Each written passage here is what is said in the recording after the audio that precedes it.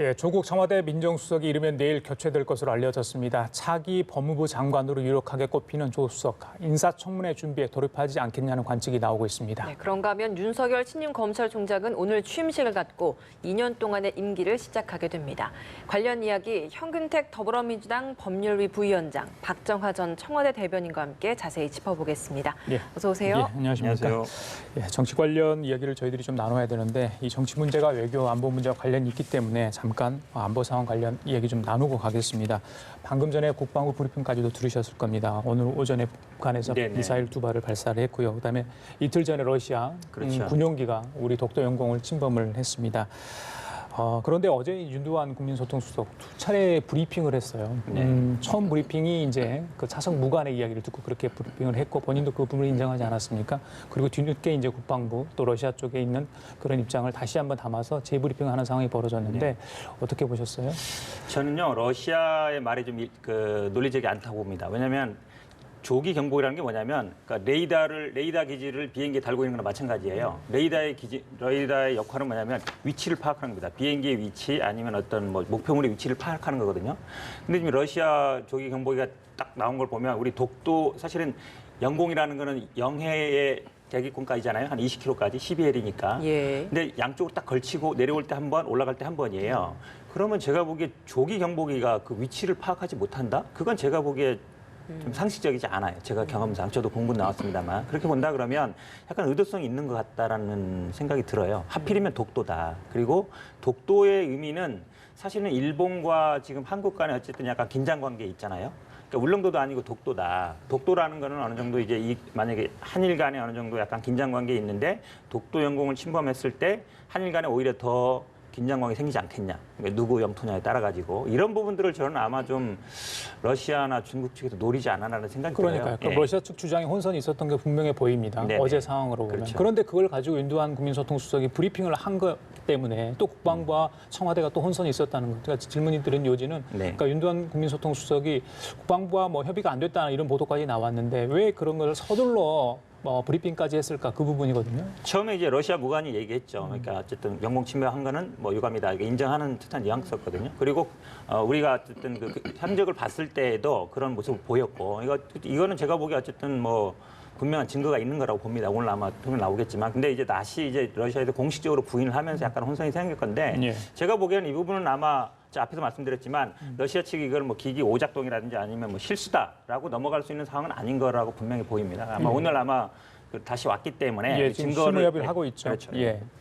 걱정스러운 부분이 사실은 많아요. 그러니까 대외적인 문제, 남북 문제를 조율하는 상황에서 일본이 들어오고 그다음에 다시 러시아까지 오는 이 동북아 정세에 대해서 앞서 대담에서 쭉 얘기했지만 청와대 내부에서 지금 과연 어떤 일들이 이루어지고 있는지에 대해서는 걱정스러운 부분이 많습니다. 그러니까 지난번 동해안의 목선 왔을 때도 과연 이 정보가 어떤 식으로 정리가 되고 있고 그다음에 대국민 발표를 어떤 식으로 했는지에 대해서 아직도 여전히 궁금증이 많잖아요. 그런 상황에서 어제 윤두환 국민소통수석의 브리핑은 청와대 내부 상황이 어떻게 돌아가고 있는지를 지금 걱정스럽게 보여줄 수밖에 없는. 그러니까 청와대가 정보를 취합하는 과정, 그다음에 정보를 분석하는 과정, 그리고 그걸 국민에게 알려주는 과정에 뭔가 굉장히 문제가 있는 거 아닌가. 그러니까 국민소통수석이 러시아 무관을 직접 취재해서 저렇게 브리핑을 하지는 않았을 거예요. 예. 안보실 라인에서 그렇죠. 정보가 취합이 되고 그걸 가지고 내부에서 회의를 거쳐서 발표를 했을 텐데 그렇다면 무언가 크게 잘못 지금 짚고 있는 부분들이 있지 않는가? 그럼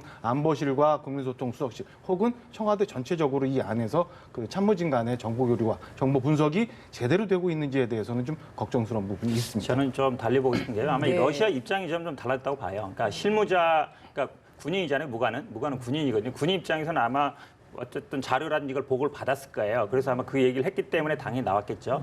근데 이제 러시아 공식적인 입장에서는 러시아가 지금까지 국제적인 어떤 영공 침범을 많이 하는데 유럽 쪽에서도 많이 그런 일을 하거든요.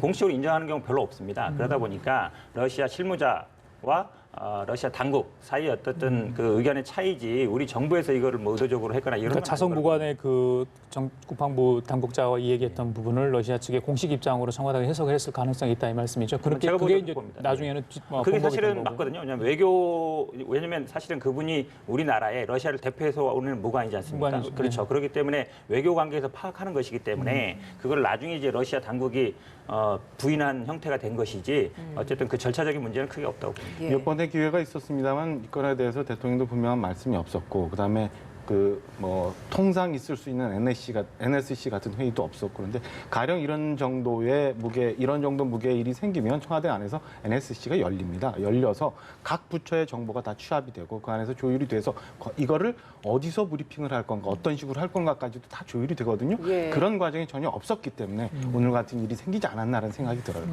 예. 또 한마디 안 할 수가 없는데요. 네. 이게 사실은 독도라는 민감성이 있어요. 지금 한일 간에 어찌 보면 경제 문제 이 부분에 대해서 어찌 보면 이제 접점을 못 찾고 있거든요.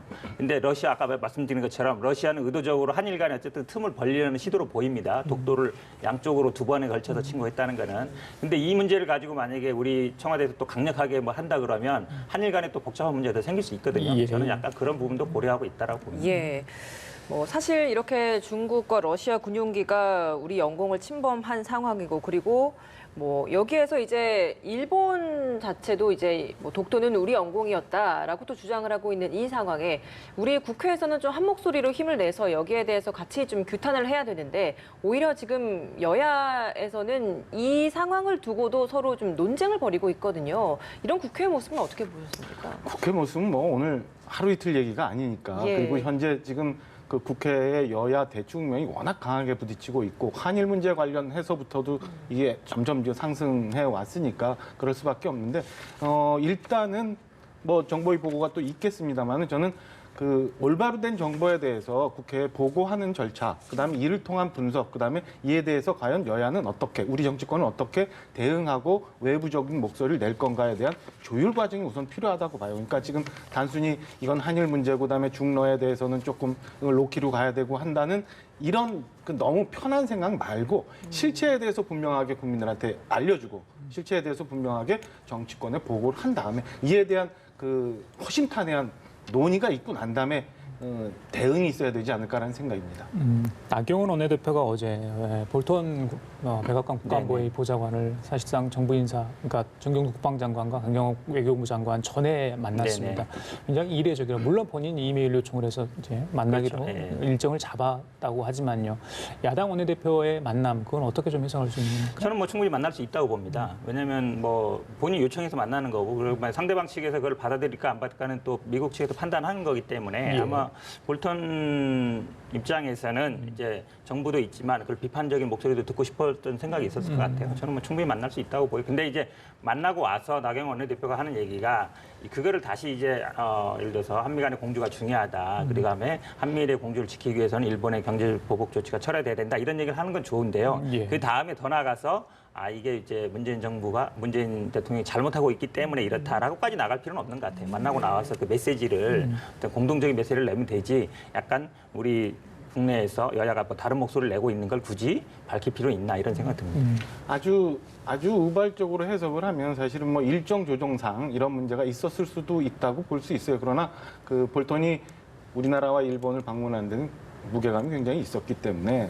무언가 미국이 주는 사인이 있는 거 아닌가라는 생각이 듭니다. 그러니까 그 많은 국민들이 걱정해 왔던 것처럼 지금 한미 공조라는 부분이 어떻게 이루어지고 있는지에 대한 그 퀘스천을 한번 던졌던 거 아닌가라는 생각이 들고요. 지금 그 정부와 여당의 입장에 대해서는 이미 볼턴이 다 숙지하고 내용을 충분히 알고 온 상황이기 때문에 예. 과연 한국의 다른 목소리를 내고 있는 야당에서는 현재 남북 문제 그다음에 동북아 정세상에서 어떤 생각을 갖고 있는지에 대해서 볼턴이 확인한 후 정부 당자를 만나는 것도 괜찮겠다라고 스스로 판단했을 가능성도 있지 않나라는 생각이 듭니다. 그 예. 호르무즈 공동 호의 관련해서 이야기가 뭐 진행이 되고 있는 상황 아니겠습니까? 우리 이제 정부도 어떤 노선을 확정하지는 않았습니다만은 관련해서 그게 이제 파병을 하려면 국회 협조가 특히 한국당의 협조가 필요하기 때문에 그래서 쪽에서 볼턴 보좌관이 만남을 또 흔쾌히 받아주지 않냐 이런 이야기도 있던데 그 부분 어떻게 그 충분히 있을 수 있는 얘기라고 생각을 하고요. 그다음에 지금 그 중국 러시아의 공군기의 독도 영역 침범도 지금 현재 그 동북아 물론 그 밑에까지는 동아시아까지 가서 미국의 태평양 인도양 이 정책과 관련돼서 연관이 다 있다고 보여지거든요. 이런 점에서는 미국이 충분히 그 야당의 협조를 원하는 부분이 있을 거고, 그다음에 이런 부분에 대해서는 그 전에 노무현 대통령 계셨을 때 이라크 파병했던 문제 이런 등과 연관해서 전향적으로 한번 고민해 볼 대목은 있는 것 같습니다. 딱 정책의 중심의 가장 중요한 포인트는 그럼 우리가 그 중러 쪽과 미일 쪽과 어느 쪽에 더 스탠스의 무게를 두느냐라는 게 정책적으로 굉장히 중요한 판단이 필요한 대목인 거죠. 예. 파병 문제는요. 지금 청해부대가 이미 아덴만에 나가 있습니다. 그거를 어찌 보면 이동하는 거라 예. 새롭게 파병하는 건 모르겠지만 제가 보기에 아마 부대 이동까지 국회에 결의받지는 않을 것 같아요. 예, 그렇죠. 물론 추가적으로 파병은 또 모르겠지만 예, 예. 현재 상태에서는 뭐 그게 아주 쟁점이 현재 나가 있는 부대를 그렇죠. 이용한다는 이런 이야기도 나오고 있죠. 그렇죠. 예. 이 자유한국당 민경욱 대변인 이야기를 해봐야 될 것 같습니다. 어제 일본 대사관 앞에서 1인 시위를 했는데 그 시위 과정에서 있었던 그 표현이라고 해야 될까요? 이게 논란이 되고 있습니다. 큰 틀의 내용은 어쨌든 문재인 대통령이 친일파다라는 이야기인 것 같아요. 근데 한국당이 지금 친일 프레임 때문에 지지율이 하락하고 있다라는 것 때문에 좀 고심을 하고 있는 상황 아니겠습니까? 이런 상황에서 이렇게 민경욱 대변인이 이런 표현을 사용했다라는 것 어떻게 해석해야 되겠습니까? 그러니까 그게 친일 프레임이라 그러면 이제 없는 거를 만들었다는 형식인데 제가 보기에는 뭐 친일 프레임이 아니고요. 그건 야당에서 하는 얘기고 제가 보기에는 이 지금 한일 대치 상황에서 국민들은 뭐 자발적으로도 뭐 불매운동도 하고 일본도 안 가겠다 이러고 있는데 자꾸 우리 정부를 탓하는 이제 발언을 많이 한단 말이죠. 그거에 대해서 어쨌든 지지율로 나타나고 있죠. 국민들이. 그런 면에서 좀 마음이 급한 것 같아요. 그러니까 언행 아니면 평소에 어쨌든 뭐 일본에 대한 태도라든지 이런 걸 통해서 해결해야지 이렇게 1인 시위한다고 깜짝 시위한다고 될 일이 아니거든요. 그러니까 제가 보기에 일회성 행사로 안 된다라고 보고 기본적으로 이 한국당이 갖고 있는 스탠스 그러니까 지금 한일 어쨌든 대치 상황에서 지금 말씀하셨지만 북중미는 약간 이제 공동전선으로 가는 것 같잖아요. 지금 러시아와 중국이 뭐 연합훈련도 하고 북한이 미사일을 발사하면서 보면은 공동전선으로 가고 있는데 한미일 체제 좀 흔들리고 있단 말이에요. 특히 한일 간 흔들리고 예. 있어서 이거를 미국이 어떤 식으로든지 간에 좀 묶어줘야 되는데 그런 부분에 있어서 본다 그러면 우리의 큰 목표는 어쨌든 한미일의 그 연합전 그거를 회복하고 그다음에 우리 한일 간의 어떤 문제도 해결하는데 그런 방향이 좀 도움되는 방향으로 발언과 어쨌든 정책을 가져가는 게 맞다라고 봅니다. 그럼 저런 행동들은 민경욱 대변인의 돌발 행동이었다고 보십니까? 아니면 예정된 행동이었다고 보십니까? 뭐 제가 보기에 개인적으로 한 걸로 같아요. 그러니까 당에서 의논하거나 이런 건 아닌 것 같습니다. 왜냐하면 뭐 이게 우리가 팻말 같은 거 쓴 거 보면 준비하면 이렇게 정자로 쓰고 이렇게 뭘로 만들거든요. 근데 지금 보면 그냥 급히 썼잖아요. 그럼 아주 뭐 사전에 준비가 잘 되거나 이런 것 같지는 않아요. 예. 발언 내용도 사실 보면 내용이 뭐 독도라든지 뭐 예. 이런 얘기 하는 거 보면 이제 현재 어떤 상황하고 굳이 안 맞는 얘기잖아요. 그러니까 사전 준비라든지 이런 거 보면 약간 즉흥적으로 한 것으로 예. 보인다. 그래도 제일 야당의 대변인이 하는 저런 퍼포먼스를 어떻게 좀 해석할 필요는 있어 보이는데요. 글쎄요. 지금 한일 갈등 속에서 사실은 우리 국민들은 할 수 있는 부분 다 하고 있어요. 어떤 것 보면은 그 매출이 뭐 80%까지 떨어졌다는 예. 품목도 있고 일본 여행도 자제하면서 굉장히 많이들 노력하고 있고 할 수 있는 일을 하고 있는데 저는 이쯤에는 정부가 이제 답을 해야 될 때라고 보여집니다. 답이라는 게 뭐 우리 저 쫄지 말자 아니면 뭐 죽창가 이런 걸 부르는 게 아니라 실무적으로 우리가 지금 어떤 준비를 하고 있고 일본의 전략이 어떻기 때문에 이 대응에서 우리는 어떻게 하고 있다라는 산자부 외교부 발의 실무적인 대책이 나와야 되는데 예. 그게 안 나오면 답답해요. 답답하지만 예. 그래도 저렇게까지 해야 될 일인가? 그러니까 여전히 뭐 여러 차례 말씀드렸습니다만은 당내 일부의 강성 기류 속에서 국민 일반적인 정서와는 좀 괴리된 저런 것들이 오늘 아침에 또 나왔습니다만은 여론조사에서 다 나오고 있는 거 아닌가라는 생각이 듭니다. 알겠습니다. 다음 주제로 넘어가 보겠습니다. 이러면 내일 청와대가 조국 민정수석을 비롯한 청와대 3명의 수석을 교체를 할 것으로 현재 알려지고 있는 겁니다. 일자리 수석 또 시민 사회 수석도 교체 대상까지 이제 포함이 된 것으로 현재 알려지고 있는 상황인데 관심은 조국 수석 아니겠습니까? 네, 맞습니다. 그래서 이제 후임자도 이미 뭐 거론되는 건 네네. 맞습니다만은 8월 초에 개각이 있을 거라고 했는데 청와대 수석 교체를 좀 먼저 하는데 이렇게 좀 앞당겨서 그러니까 청와대 수석 교체를 하는 이유는 어디 있다고 보십니까? 일단 뭐 총선이 있고요. 총선에 나갈 분들 2분이 있고 이제 조국 민정수석 같은 경우는 법무부 장관 후보로 거론되고 있는데 뭐 당연히 뭐 셀프 검증 얘기가 나오지 않겠습니까? 바로 임명하면 그 시차가 좀 필요한 것 같고 그 다음에 지금 사실 뭐 이 지금 개각하는 분들도 대부분 보면 이제 총선 염두에 분들이 많아요. 그러면 아마 그런 면을 좀 두 가지 측면, 총선과 아니면 인사 검증의 어떤 시차, 본인 스스로 검증할 수 없다는 두 가지 상황을 고려한 것 같습니다. 원래는 뭐 개각이 있고 난 다음에 청와대 참모진 개편이 있을 거로 예상들을 많이 했습니다만은 예. 일각에서 얘기하고 있는 민정수석 하면서 셀프 검증하고 법무장관 하는 게 맞느냐라는 데 대한 좀 부담이 좀 있었을 것 같고요. 두 번째는 그 개각 폭이 의외로 좀 커질 수도 있다라는 전망하에 그 검증 시간도 좀 많이 걸리고 이래서 아마 먼저 가지 않았나 싶은 생각인데 저는 좀 아쉬운 부분이 좀 있어요. 네. 지금 그 조국 수석 같은 경우는 한일 문제에 있어서 굉장히 선봉에 서서 앞장서서 뭔가를 많이 했잖아요. 그리고 물론 대통령께서 구상하고 있는 전국이 있으니까 그거에 맞춰서 청와대 참모진 개편하고 개각하고 해야 되는데 지금 이런 상황에서 청와대 참모진을 개편을 하면 한일 문제 당장 적혀 있는 그 대한민국 심장부라고 할 수 있는 청와대가 누수가 생길 수밖에 없는 거거든요. 아무리 유능한 사람도 와서 업무 파악하고 이러는 데는 얼마간의 시간이 필요해요. 과연 이때 다 이렇게 청와대 참모진 개편하고 개각 개편하고 하면 손은 누가 키워야 되는지라는 걱정이 들어요. 좀 전에도 우리 얘기했습니다만 청와대 안에서 국민소통수석이 어제 같은 브리핑을 할 때 그럼 청와대 안에서 어떤 일들이 일어나는지 걱정스럽게 보는 부분들도 있거든요. 그럼 이 상황에서 손발 새로 또 맞춰서 한일 문제 대응해야 되고 그다음에 중러시아 대응해야 되고 한다면 만약에 제가 인사권자라면 좀 늦췄을 거라는 생각이 들어요. 그래야 이 중요한 국면을 좀 넘어가고 난 다음에 인사에도 크게 문제가 있지 않았나. 그렇다면은 일각에서 얘기하는 것처럼 기승전 총선이라는 오해를 살 수밖에 없는 상황 아닌가 이런 생각이 듭니다. 예, 제가 하실 오늘 말씀 자꾸 반박을 있으시죠? 하게 되는데요.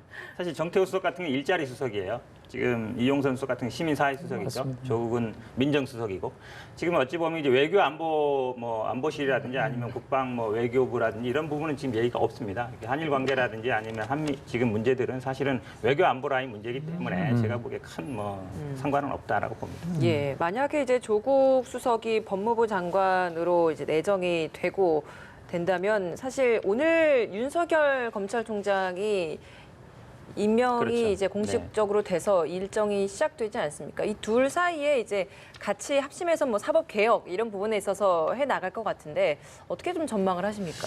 그러니까 케미가 잘 맞을까 안 맞을까 이 맞습니다. 부분에 관심이 많은 것 예, 같아요. 저도 사실 관심이 많습니다. 조국 사실 좀 수석은 먼 어쨌든 미래에 대한 좀 질문이긴 합니다. 그렇죠. 예.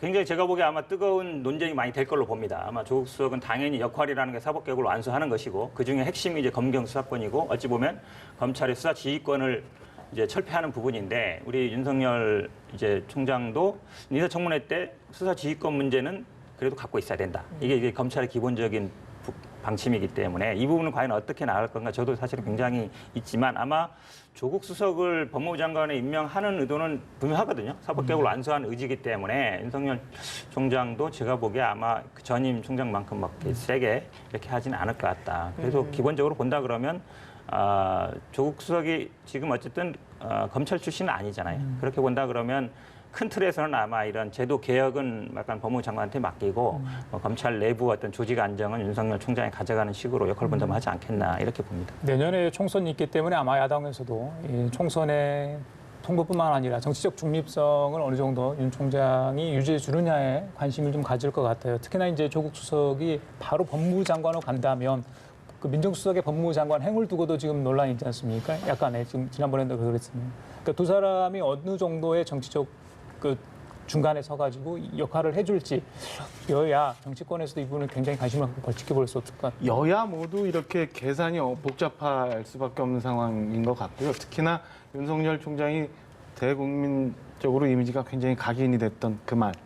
조직에는 충성하지만 사람에는 충성하지 않는다라는 게 어떤 식으로 발현이 되는지를 좀 봐야 될 것 같아요. 예. 그렇다면은 그 정권의 이제 임기가 좀 가면 갈수록 어떤 일들이 나올지 모르겠고 지금까지 적폐 수사에 이제 전선에서 앞장서 나가고 있었지만 그게 과연 윤석열 신임 총장이 본인이 정말 범죄여서 뿌리 뽑아야 되는 우리 사회의 악이어서 했던 거라면 그러면 향후 있을 수도 있는 여권 내에서의 문제는 과연 어떤 식으로 대처를 할 건가 그리고 그럼 검찰에 대한 최종적인 수사 지휘권을 갖고 있는 법무장관은 어떤 입장을 표명할 건가 이런 것도 한번 지켜볼 대목인 것 같습니다. 오늘 취임사를 할 텐데 거기에서도 약간 이런 의중들이 많이 담길까요?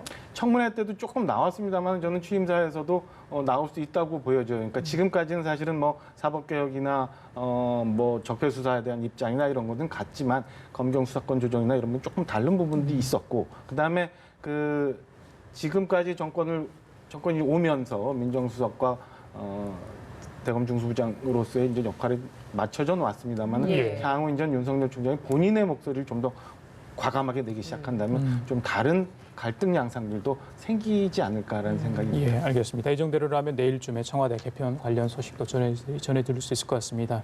우리 박 전 부대변인 나왔으니까 바른미래당 얘기 잠깐 하고 가겠습니다.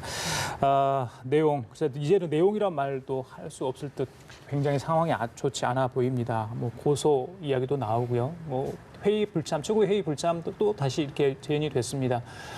뭐가 문제인지 손학규 대표의 퇴진 그게 정말 핵심인지 아니면 다른 그 뒤에 뭔가 있는지 우리 저기 부회장님 어떻게 보십니까? 박정화 대변인한테 먼저 물어보고 제가 말씀하시네. 좀 더 시간을 드리기 위해서 좀. 예. 사실은 뭐 다른 당 얘기라서 뭐라 하긴 그렇지만 이제 국민들이 보기에 이 정당이라는 게 기본적으로 어떤 정치 결사체지 않습니까? 동일한 목표를 가지고 나가는 건데 보기에 너무 안 좋은 모습이 많이 보이는 것 같아서 어쨌든 정치 불신의 이분이 많은 것 같아요. 더 심화시키는 부분이 있어 좀 안타까운 생각입니다.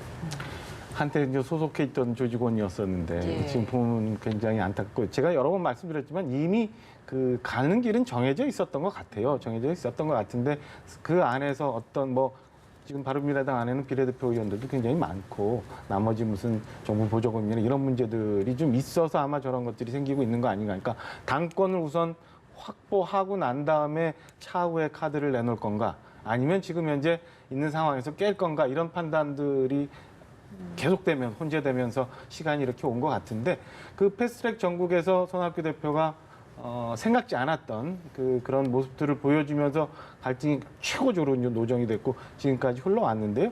저는 글쎄요. 빨리 이제 정리해 주는 게 서로 간에 좋지 않을까. 더 이상 보면 국민들 보기에 좋은 모습은 더 안 나오지 않을까라는 생각이 듭니다. 그러면 손학규 대표가 거취가 결정되고 나면 일정 부분 이 바른미래당 상황 좀 정리될 수 있을 거라고 보시나요? 관건은 손학규 대표의 거취죠. 그러니까 지금 손학규 대표를 비롯한 당권파들은 전혀 지도부가 변화되는 과정을 원치 않는 거고 계속 가져가겠다는 뜻인 거고 비당권파에서는 정상적으로 당이 가는 진로를 본인들 뜻대로 가기 위해서는 당권을 우선 쥐어야 되니까 손 대표를 내려야 된다는 생각이거든요. 거기서 방법론에 있어서 그 합법적인 방법을 찾고 뭘 하다 보니까 이게 안 나오는 거거든요. 그러니까 뭐 손 대표가 정리되거나 아니면 그 안에서 본인들이 이 상태에서라도 그냥 더는 못하겠다라고 하기 전까지는 이런 대치 국면이 계속 되지 않을까라는 생각입니다. 알겠습니다. 그러니까 변호사 입장에서 얘기를 하면요. 이게 예. 사실은 예전에는 이제 최고위원들이 전액 사퇴를 하면 같이 사퇴를 했어요. 그렇지 않은 상황이잖아요. 그러면 이제 절차가 있어야 되잖아요. 대표를 탄핵하는 절차가. 근데 물어보니까 그런 절차가 없나 봐요. 전당대회든 최고위원회든 그러니까 명확한 규정이 없는 거예요. 어찌 보면 우리나라 정당의 어떤 취약성이 보이는 거죠, 여기에서. 이런 경우를 대비해서 예를 들어서 뭐 전국위원회를 한다든지 전당대회를 해서 대표의 신임 묻는다든지 이런 절차가 있었으면 사실 이런 혼란이 없는데 지금도 결정적인 거는